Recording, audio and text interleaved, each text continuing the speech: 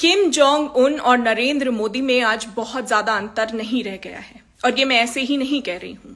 Kim Jong Un जब अपने देश की प्रजा से, देश के लोगों से मिलते हैं तो उन्हें बताया जाता है कि उनके सामने कितना झुका जाएगा, कितना सर झुकाया जाएगा। और दुखद है मगर सच यही कि आज नरेंद्र मोदी भी वही कर रहे हैं।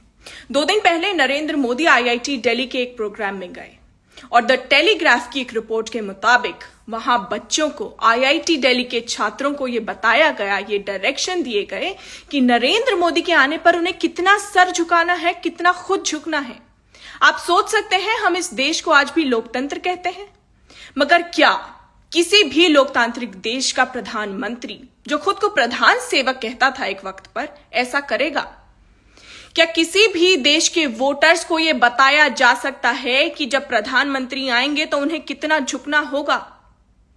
ये बेहद ही शर्मनाक खबर है और शर्मनाक से ज्यादा चिंताजनक, क्योंकि नरेंद्र मोदी और किम जोंग उन में चाहे अंतर हो या ना हो, लेकिन भारत, इंडिया और नॉर्थ कोरिया में अंतर बना रहना चाहिए।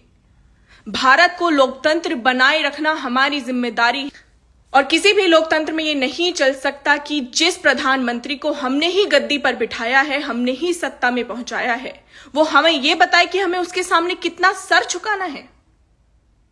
इस बारे में गोदी मीडिया कोई बात नहीं कर रहा, ऑफ कोर्स नहीं करेगा, क्योंकि नरेंद्र मोदी की इमेज के खिलाफ है।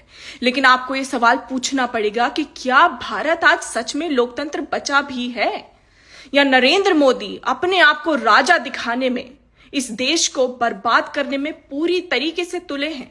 और क्या हम ये होने दे सकते हैं? ये सवाल पूछिए, क्योंकि ये देश मेरा और आपका है और सवाल हमें ही पूछना होगा।